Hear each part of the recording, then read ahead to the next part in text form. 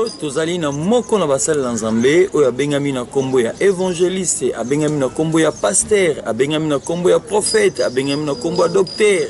Lelo bokoyoka ye moko kombo na ezali Prosper Kebekeva.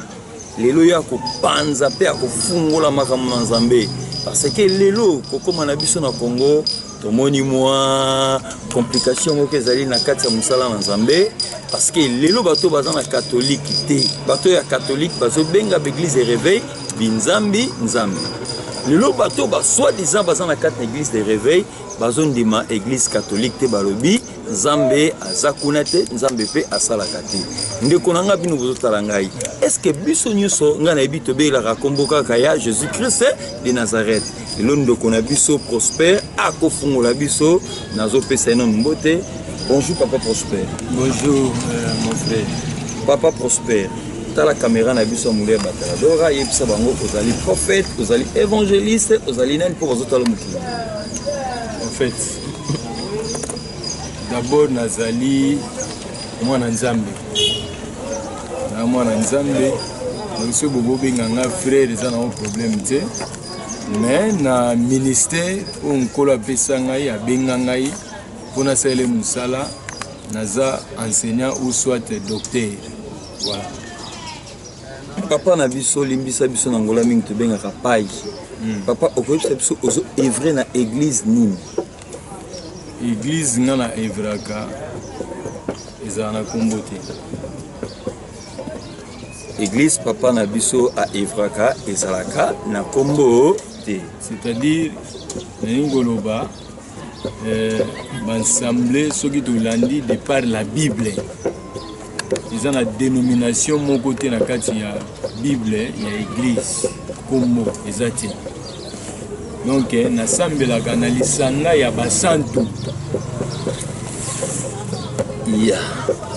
Papa asambela kana lisanga ya basantu. Papa lelo bino bozolo baki église catholique mozo benga bino binzambe nzambe bino batelisanga ya basantu pe bozozongisa ngoke église ya catholique nzambe azawana te.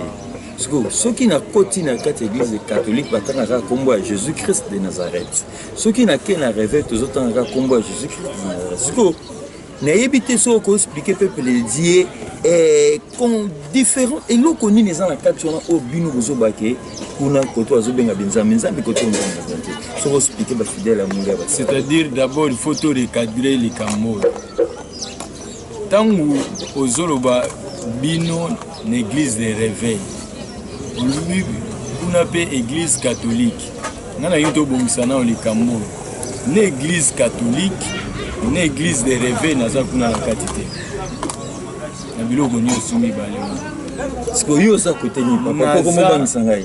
Voilà, merci.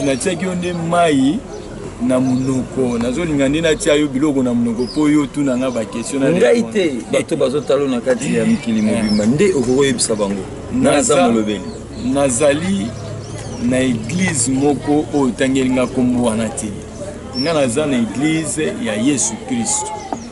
C'est-à-dire quoi? Photo banda to lo balika munenge zali hein omoni église catholique et après liwa Yesu même après liwa ya bapôtre nous surtout et église de réveil ozolo bawana soki na bosanité ezali babiloko oyo ebandi je pense na ba 80 ti lelo ndenge komi ndenge o biso nyonso tozoyoka mais soki tolobi to vérifier écriture tozomona place église ebandi. Alors si vous avez autant en écriture, vous avez âge église. Est-ce que c'est église catholique ou c'est église de réveil? Il y a un autre monde qui a dit que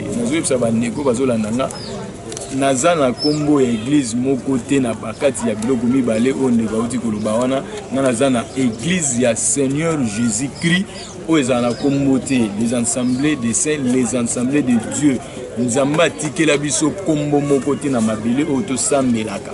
C'est-à-dire ceux qui autour de la place na sambelaka na kopesa yo adresse ya veni ici kayo maison oyo ezali place biso tokendaka tobondela nkolo toyoka maloba na nkolo oyoki alors sikoyo nasisi na ntendeko mpo motu na otuni eza mwa molai ezomérite mpe topesa verset biblique problème eza te eloko nga na telemi ndango wana parce que okoki koloba boye te sa obeta moboko na kati ya bible awa ntango nazolinga napesa verset biblique tozobanda d'abord toyeba église ebandi quand tozwi acte des apôtres chapitre na yango 2 na verset 1 bible elobi boye quand le jour de la Pentecôte arriva, ils étaient tous ensemble au même endroit.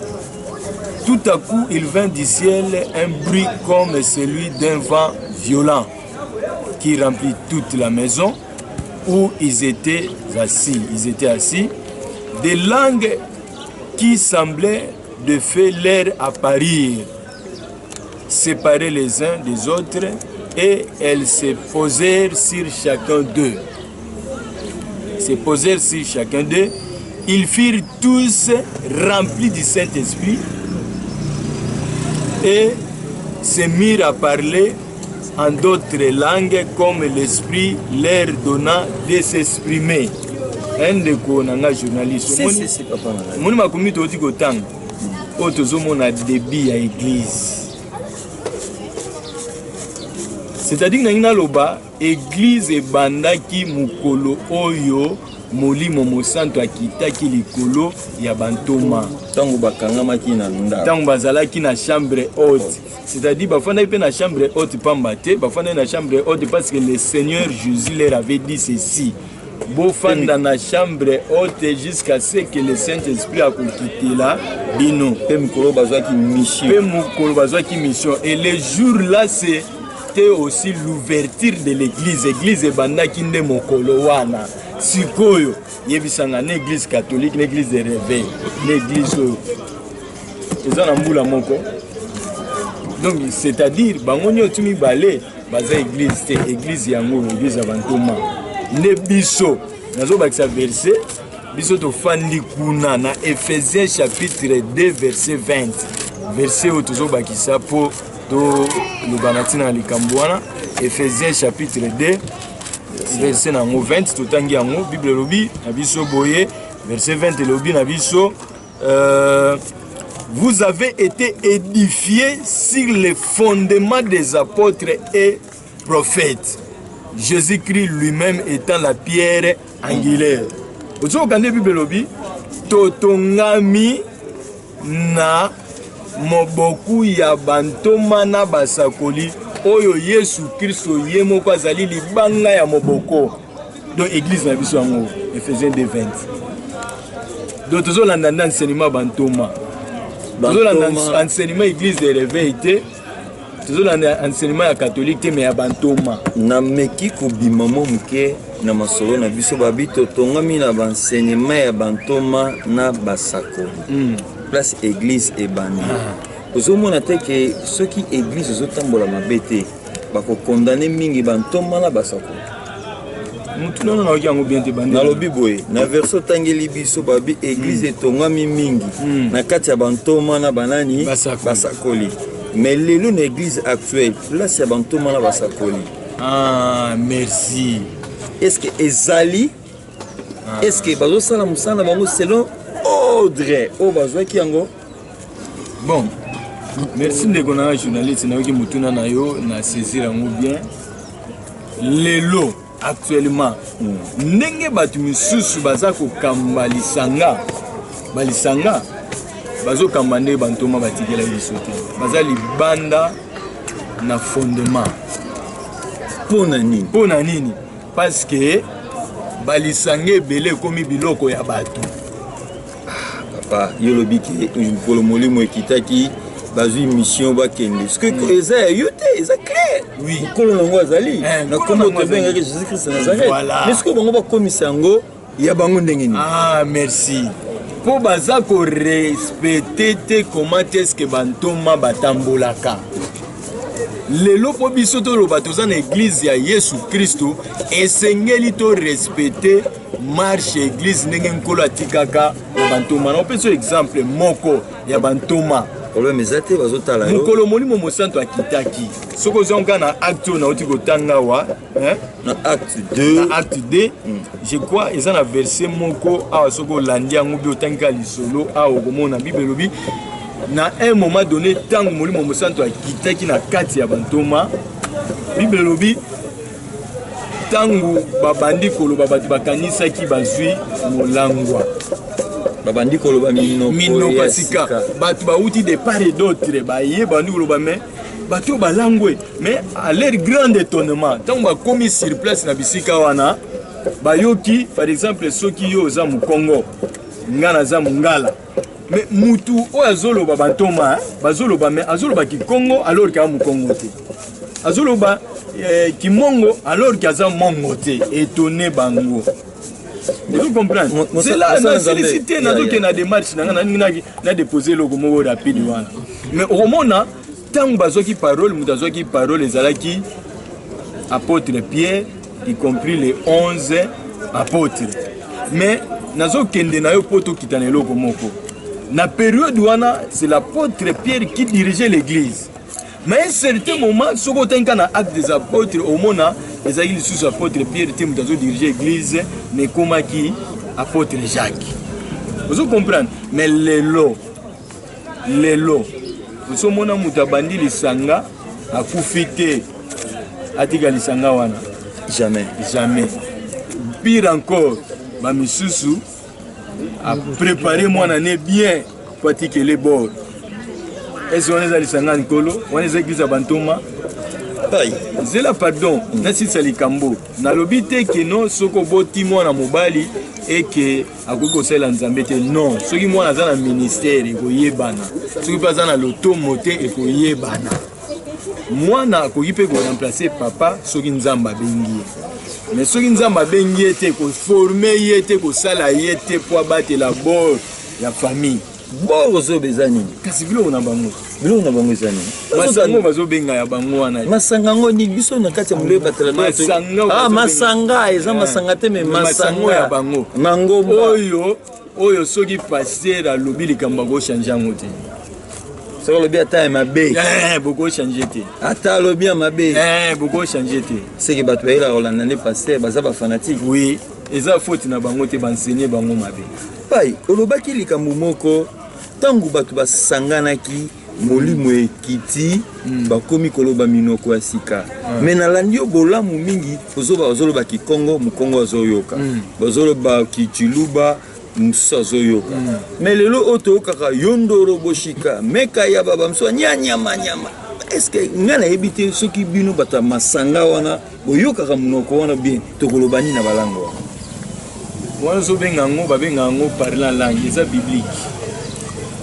eza biblique eza likambo ya koboya yango te le parler en langue c'est biblique mais bible pe elobi na biso soki ezokoédifie ensemble te esengeli na mutu wana sikoyo olobi topesa ndeli te ya place wana ezali na ndenge nini église ekoki kotambola na place wana na kotanga baverse yango te mpona temps aux pour na don spirituel aux 1 Corinthiens chapitre 12. Ngai nazoloba maloba oyo ba fidèle balobelaka biso oyo bayebi te parce que olobi yango bien balobi ki Congo ba Congo bayoki balobi chiluba baluba baseni bayoki mais langue wana toka yondorobo yaba nyama nayebi te est-ce que expliquer biso on peut une question moko na expliquer moi dévoler si vous comprenez na bandeli on a volé moko y a pas de problème ça dit ozolo ba parler en langue ne na bané ko ebisa yo que ezali ba don soko kei na 1 Corinthiens chapitre 12 pour komona ba don eza kuna eza numéré kuna 9 dons spirituels eza kuna siko fonctionnement nango soko ngoye bango il faut que na 1 Corinthiens chapitre 14 au moment fonctionnement ya ba don maintenant pona likambo ya don ya parler en langue ndenge ni fonctionnaka na église na kati ya lisanga place basantu bazali soki molimo na nzambe to nzamba alinga se manifester na kati ya bato soki présence encore emonisami eke bato babandi koloba langue yoka nde bible elobi soki biso nyonso tozali ato wana likambo wana esengeli esalama boye soki nga na bandi koparle en langue yo po bandi ko parler la langue esengeli moto ya misatu oya koloba la langue a esala interprétation Bonoko mutu aza parce qu'on a cité à ça l'interprétation alors soki à ça l'interprétation te fubokata soki pesa la mindenge wana te soki ozomona ko boni ozobondela kaka langue eke ozobondela langue pour l'édification na yo parce que tant que le langue ça fait édification na biso wana obondela na mungongo muke de façon que déranger ba mususu te voilà maintenant na deuxième volet hein même ba langue obiso to lobaka obi kenga na ko loba chinois mais na bi chinois te mais quand même to yo kasi kona te oyo ka te senga na bi chinois yo yo mais quand même ça aïe aïe aïe aïe aïe aïe oyo gâté oyo gâté ndé kona journaliste oyo gâté tanga na solo ba chinois et bimi pe parler à langue vous comprenez et bimi pe parler à langue mais ça langue mo lo ba na Chine to ki japonais mais yo zo ka ngote mais so ki japonais moko aya to chinois mo avec oh muta zolo bana na ki chinois mo na biso alors ka bien ngote vous comprenez donc kotwana to bunda te parce que ça likabo nzamba pesi mais ne peut-être pour mes ali ko salela yango na kati ya masange comme na des eaux de peau au mona batu misusu na kati ya lisanga mbimba ya baba kondolo lisanga mbimba interprétation za des autres mosala nzambe tozonga bibelobi bao bazwaki mission bazalaki bapotre na basakoli lelo na vie actuelle tozomona so basakoli te tozomona bato bazali kotala maboko ya bato kala na bakwe lelo tozomona bato bazalaki bambikudi nauti koyoka na église moko kuna moyena tanga kombo ezali te soki mama moko balongoli ye bapemisi ye bakanisaki azalaki mosakoli me azalaki na esprit ya mboka na bango ezalaki na kati ezolakisa batu tozokende wapi okay. Surtout bino basa na nzambe boza frako to bana portugais boza pete na bato basakolaka yoka bokomi tina niveau moni mwana mwasi obike yo ozala mosakoli akomi kokende église po opromettre ozala mosakoli yango nga nayebisaki yo naza na église de réveil te naza na église catholique te eza kaka église place bosanganaka naza kaka na lisanga nkolo eza tolobi kaka na liba lisanga yango sikoyo nazoyebisa yo boye ezali na baprophète na baprophète. Il y a des prophètes de dons, il y a aussi des prophètes ministériels. Expliquez les botons. Vous comprenez? Lelo soki mutu afandi boy. D'abord il faut boyer parce que la plupart confusion de côté na quatre église. Batu mususu au monde azo pesa message par exemple azo pesa message concerné yo. Bobenga ngo prophétie, eza prophétie, eza parole de connaissance. Il faut boyer parole de connaissance eza nini prophétie eza nini.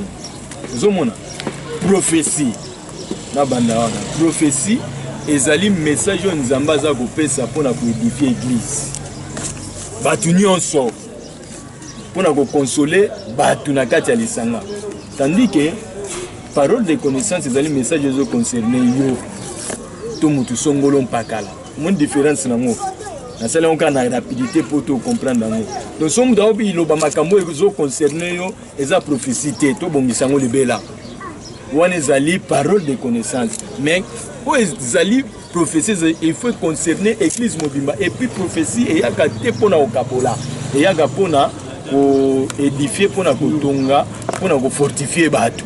Vous comprenez? Tina prophétie nzamba pesa na kati ya lisanga. Alors mutu soki azana don ya prophétie alobate kino azali prophète. Alobaki azana don ya prophétie. Vous comprenez? Alors on a cité comme journaliste autour mutu na moka bien. Photo limbola ya. Faut limbola. Na moni ozopema déjà na pemi pona oyo zolobela ko zolisa libo. Siko na zoloba boy. Un ministre prophète, c'est un don de Dieu. Tout le monde a bango na kati ya 5 ministères. Tozui, tokotanga ngote poto lo bango ka rapide tozui book ya ba Ephésiens chapitre na yango 4 au verset 11 au kiti. Tout le monde a kuna na kati les 5 dons de Dieu pour l'église.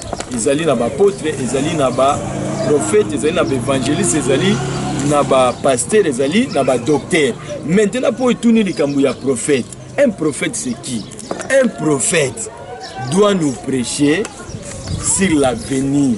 Hein? L'ité anaye et fandaga mingi na venir, c'est-à-dire un prophète a situé à kabiso na temps na espace.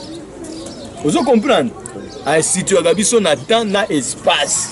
Azote abiso prophétiquement et non pas au telemi na kati ya lisanga au bandi côté ya omoni mama moko azali moi mu Congo pasi au lobby que non na kati ya lisanga eza na mama moko azana mu Congo pasi babengo prophète eza prophète eza don et comme bana basi ba okana ba mu pasi pamba pamba obetie que non na moni ne loba na basi mu esa pasi tam su lobby mu kola ko régler ko bimisa wona makila na yambo mwasi o abeli nini vraiment tozo kende wapi. Bon wana il faut tout na bango bon na boyi pe okota na likambango mingi mingi te po eza mwa mobulu mingi kuna mosala nzambe na kati wana na zongi place ya ba apôtre mission ya ba apôtre ezali nde toyeba na Bible batongaka bakendaka atongi atiki ake atongi atiki ake mais le tomoni apôtre soki atongi awa atongi kuna place mbongo ezokota atelemi kaka wana akokende lisute mission ekatani donc c'est kazongi pasteur alongo apôtre. Bon omoni d'abord il faut tout recadrer yango na bisa ki na zo bandela église en kolo ba apôtre musana bango zaki nini na bisa ki nous sommes fondés, nous sommes construits, nous sommes édifiés sur les enseignements. Aux hommes, on a enseignement qui intervenir. Un apôtre, premièrement, mission est d'aller proposer l'église. Un journaliste. Un apôtre, mission est première est d'aller proposer la doctrine de Jésus-Christ. Vous comprenez? C'est là on a posé pas doctrine. Yango wana musala na ezali ko enseigner na ba doctrine ya Jésus-Christ par exemple na lemba le tozana lemba boye. Kombo Yesu ebani na nuté. Un apôtre to koyeba Yesu ka ya fandisi kombo Yesu. Ya solo comment? Oui, l'église ba salem ezali. La résurrection ezali. L'église a makasi do kombo Yesu ebani na lemba. Te o comprendre ngate na lobby boye. Soki na lemba kombo Yesu yebani te soki ngakanisi soki yebani te un apôtre soka ye toko yeba soka poser le nom de Jésus, l'enseignement de Jésus bat bandimeli yango babani ko sala ndenge nkolo so ngaki c'est ça un apôtre koya kotonga babalisanga songolo pakala weza mission après parce qu'un évangéliste c'est pas tonga l'église un pasteur pas cause mission na au sala l'église songolo pakala hein. Donc un apôtre, c'est celui qui enseigne, qui pose. C'est la fondation, les fondements. À fonder à Talisi Christ. Mais le lobby sauté dans Liban Mboka, tu vois, on a sa porte, on a tongi na tongi, on a sa porte, on a tongi na qu'est-ce que c'est que parce que ça a une bonne place biso d'aller. Peut-être baïbi malam mouté. Hein, peut-être baïbi malam mouté. Peut-être sope balande mission ba bango ke musala ba porte ezalika kotonga ba église te koya kotonga ba église wana eza mambo asima parce que un frère aussi peut bâtir une église. Oui, un frère mutu mususu peut frère ayebi ayekoli makambo nzambe batia loboko te basala main d'association te akokende quelque part pas bandi église. Mosala nzambe soto koti na kati ya likambo wana tokoma musika nayebi te bato bazolanda biso liloba nini kolobela ba apôtre pe liloba nini kolobela ba prophète kozoke na kosuka na oyo nyonso bango bazosala na kati ya évangile ya nzambe surtout na kati ya mboka Congo. Bon ngana koyebisa bato oyo baza lokola babengi bango na likabo ya bantoma ezali ke na mboka na biso RDC ndenge toza boye tozomona fondement ekwei hein fondement ekwei c'est-à-dire Batou, ba déplacer, ba déborder, ba borne, ba déplacer, ba borne. Au Bible, ne déplacez pas les bornes comme placer les anciens. Donc, c'est-à-dire, na inkolobanini. Lolenge bampaka batika kabiso to tambola esengeli to tambola na makolo wana. Siko banani bakozongisa biso na nzela wana ezaka bantoma.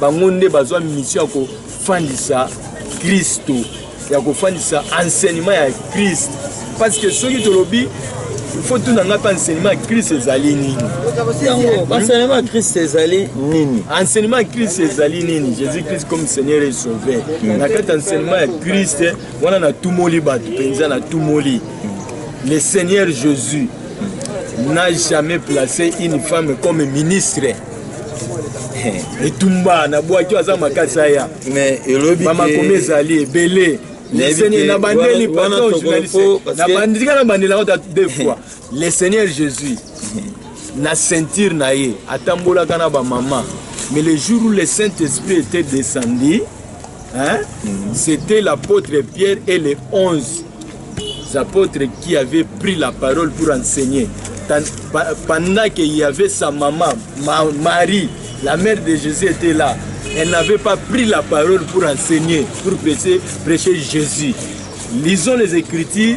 Tokomona, moko komona que non, il n'y a pas une place pour une femme. Ce qui te dit fanda wana to émission to aussi ça. On les a biloko na ngami kolonioso. Bitumbana na linga. Après kolobela pe basakoli. Basakoli. Na oti kolobela bantoma, siko basakoli. Il faut appeler ça biso message à temps. Et puis, mais quand meki kozonga moi simanga na uti Congo na uti Angola na ye na moni église moko salami quelque part ce qui a prophète Deps comment ya prophète ba pesi Deps comment bazo ki sa maloba nzambe so ni bongo na sina yaki yo église en Deps on est combat ya bible kiza combat nini église en kolo ezala na combat mututé église en kolo moi si abatu oui église eza moi si abatu non Congo eza passe église yo kana ebiso na no journaliste église eza mwasi abatu eza mwasi ankolo Yesu batu batika osakana na mwasi abatu bakomi église prophète Deps bon état lié azozo de ali futa na ena mabele awa so sa ndeni wana c'est-à-dire bible lobi na mutu akobakisa yepe babakisela ye c'est-à-dire ezini koloba tout simplement que azana parte na royaume ana parte na royaume soko osala makambo ndenge olingi osala parte na royaume oya kolongola yepe bakolongola na royaume Apocalypse 22 makambo ne komami nde kuna mosala nzambe opesa silisaki te mpona basakobosa na numéro na sa téléphone soka basakoli il faut bateya biso na temps tala makambo eza koleka na monde entier basakoli oyo babengaka basakoli baoteya biso te bango kaka bayebi kaka komona amoni sere ya bato aza mwa pembe alati mwa bijou nazomona nkembo epa na yo wana nde abengami mosakoli me makambo ezoleka na bamboka lokola RDC pasi ya boye bakoteya biso prophétiquement te papa nga mpe namoni pasi te boza en bonne santé oza bien oza monene namoni pasi te bato bazoteka cela veut dire nzambe ya RDC azosala non wana olinga nde tokota politique mais yebango mission na biso eza politique voilà na RDC bato bazovivre na informel papa tozonga na kati yo nde olingai tozonga na bato babika na informel na RDC formel bato bagene ebele balicencie bazonyokwa toza politique tozonga na bible ok merci tokoba olobela basakoli na bandeko na bandeko oloba mpona basakoli bateya biso prophétiquement basitue biso bayebisa biso qu'est-ce qui ne va pas qu'est-ce que Dieu veille na mboka na biso basitue biso makambo bayebisa biso makambo bien bazwa likambo oyo bayebisa biso yaya un événement monene oyo esalama na kati ya bamboka oyo na mokili oyo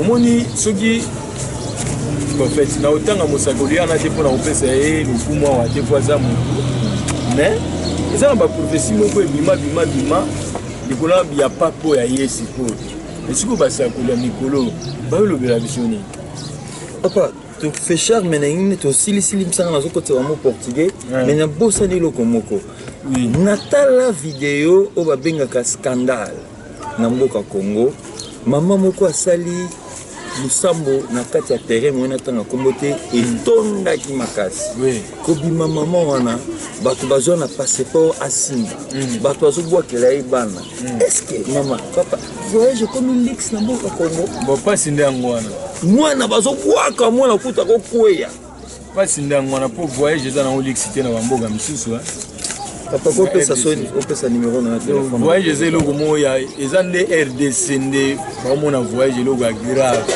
Mais voyage c'est l'exité na mboka mususu. Na obakisa même voiture, ça moyen de transport, ba banga ngoti. Pesa biso numéro na yo, bato ba robenga yo. Non na leka kuna. Pesa biso numéro na na bato ba robenga yo na mboka ba paya. Bon, une intervention. Soki olingi ozwa ngai numéro na nga ngoyo plus 243 81 011 35 89 Bandeli plus 243 81 011 35 89.